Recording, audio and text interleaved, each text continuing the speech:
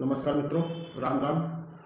आज आपसे हाल के दिनों में सुप्रीम कोर्ट के दो निर्णयों के संदर्भ में बात करना चाहता हूं। अभी हाल फिलहाल में आपने भी सुन रखा होगा कि सुप्रीम कोर्ट ने एक निर्णय दिया है। सरकार से मिलने वाली फ्री बीज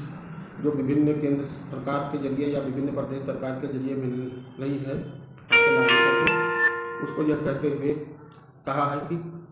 इस तरह की फ्री बीज की वजह से सरकार देश में ऐसे वर्गों का विकास कर रही है जो देश में एक तरीके से परजीवी पैरासाइट के रूप में है और ये कोई काम नहीं करना चाहते और उनकी वजह से देश में श्रमिकों की हानि हो रही है, तमाम उद्योग धंधे का नुकसान हो रहा है और देश की तरक्की में विकास में भी बाधा पड़ रही है और इसको सरकार को बंद कर देना चाहिए। ये सरकार के जरिए दी जाने वाली उचित सहायता नहीं है या गलत है, इसको बंद कर देना चाहिए इस तरह की फ्री बीज को। एक निर्णय ये था जिसका एक तरीके से देश के सारे टैक्स पेयर जो भी लोग थे वो उन लोगों ने एक तरीके से इस विषयों को काफ़ी हद तक सराहा भी था कि हाँ ये सच है, इस तरह की फ्री बीज या रेवड़ियाँ सरकार की तरफ से नहीं बांटी जानी चाहिए। हाँ, निश्चित रूप से कुछ सुविधाएं ऐसी हैं जैसे किसान सम्मान निधि या एक लाडली बहन योजना जो राजस्थान मध्य प्रदेश सरकार और महाराष्ट्र सरकार की तरफ से भी चलाई जा रही है, दोनों प्रदेश सरकार के जरिए से। तो ऐसी योजनाएं किसी हद तक को जनता ने सराहा है या पसंद भी किया है, लेकिन काफ़ी हद तक सुप्रीम कोर्ट के इस निर्णय से हम सारे लोग सहमत हैं कि इस तरह की सहायता आमतौर पर अंततः देश के लिए प्रगति में बाधक है।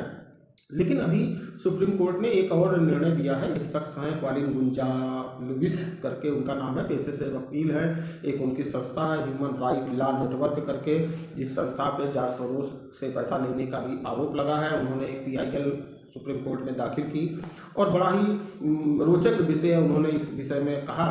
कि देश में जो भी अवैध घुसपैठिए रोहिंग्या हैं उनको पहचान पत्र के अभाव में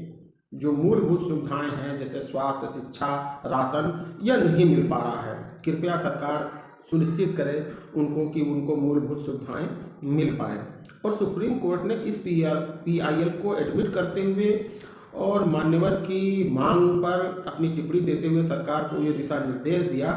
कि देश में किसी भी नागरिक को इस तरह की सेवाएं मिलने का अधिकार है और सरकार उनको ऐसी सुविधाएं दिलाने के लिए जवाबदेह है और ऐसा वो सुनिश्चित करे कि ऐसे लोगों को जो देश में अवैध घुसपैठिए हैं, जिनका कार्य व्यापार देश में अवैध थे या गैर कानूनी गतिविधियों में हमेशा सदैव से रहा है, ड्रग्स की तस्करी, हथियारों की तस्करी या तमाम आपराधिक गतिविधि, हत्या, बलात्कार, इस तरह के देश में बहुत सारे मामले, हजारों मामले देश में अलग अलग स्थानों पे अलग अलग तिथियों को दर्ज किए जा चुके हैं। ऐसे लोगों को बिना पहचान पत्र के हुए भी उनको सरकार स्वास्थ्य की सेवाएं, शिक्षा की सेवाएं मुफ्त सरकारी विद्यालयों में, बोर्ड की परीक्षाओं में, हाई स्कूल इंटरमीडिएट की और स्नातक की परीक्षाओं में भी बगैर पहचान पत्र के हुए उनको शामिल कराए और उनको ये सुविधाएं दिलाना सुनिश्चित करे। ऐसा सुप्रीम कोर्ट ने अभी जल्दी ही एक फैसला दिया है, जो कि इस संदर्भ में, इस फैसले के संदर्भ में क्या कहा जाए, अभी हाल फिलहाल में ही सुप्रीम कोर्ट से ही एक फैसला आया कि सरकार जो अपने देश के कानूनी रूप से वैध नागरिकों को जो सुविधाएं दे रही है उन सुविधाओं को बंद किया जाए, क्योंकि उससे परजीवी समूह का विकास हो रहा है, पैरासाइट वर्ग का विकास हो रहा है जो काम नहीं करना चाहते हैं और उस काम न करने की वजह से देश में श्रमिकों की कमी हो रही है और श्रमिकों की कमी होने से उस प्रदेश में, उस स्थान पर लगने वाले जो भी उद्योग धंधे फैक्ट्रियाँ हैं उनको श्रमिक नहीं मिल रहे हैं और उसकी वजह से देश की आर्थिक तरक्की में बाधा पड़ रही है। और दूसरी तरफ सरकार यह कह रहा है कि जो देश में अवैध रूप से, कानूनी रूप से गलत व्यक्ति आ गए हैं, जो कि गलत गतिविधियों में भी शामिल हैं, संलिप्त सदैव रहते हैं, उनका सदैव से यही काम है देश में कानून के विरुद्ध ही कोई कार्य करना। ऐसे लोगों को सरकार निःशुल्क शिक्षा, स्वास्थ्य और राशन उपलब्ध कराए। यह विषय मेरे जानकारी में आया, मैंने सोचा आप लोगों से इस संदर्भ में मैं बात करूं कि यह अपने आप में कितना गलत है कि देश के टैक्स पेयर का पैसा देश के विरोधी, देश के दुश्मन, देश के विरुद्ध काम करने वाले लोगों को के लिए खर्च किया जाए और देश के टैक्स पेयर का पैसा देश में जो वैध रूप से लोग हैं, कानूनी देश के नागरिक हैं, जिनका मौलिक अधिकार है,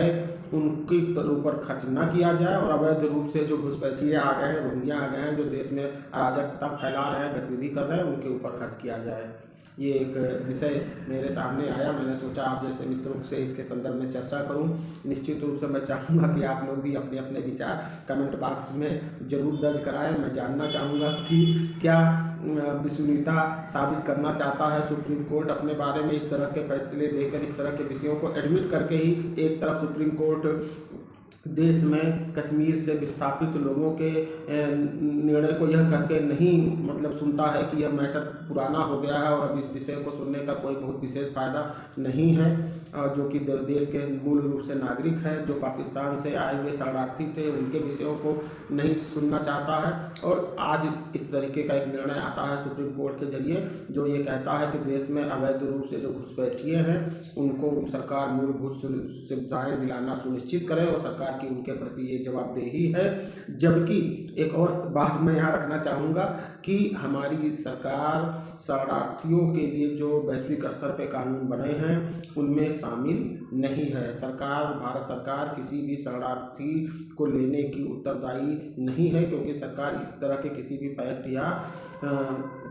जो समझौते हैं उनमें कभी उसने ना तो कोई हस्ताक्षर किया है ना उसमें वो शामिल है। इस भारतवर्ष में कोई भी व्यक्ति जो है वो दो ही तरीके से है, या तो वो वैध नागरिक है या अवैध घुसपैठिया है। और रोहिंग्या के बारे में पूरी तरीके से जाहिर है कि ये किस तरह की विचारधारा के लोग हैं और जहाँ भी रहते हैं कितना उत्पात करते हैं, कितनी गैरकानूनी गतिविधि करते हैं, जैसा कि इन्होंने पिछले बांग्लादेश और म्यांमार में किया, जहाँ इनके क्रियाकलापों से प्रताड़ित होकर सरकार ने इन लोगों को वहाँ से भगाया। अब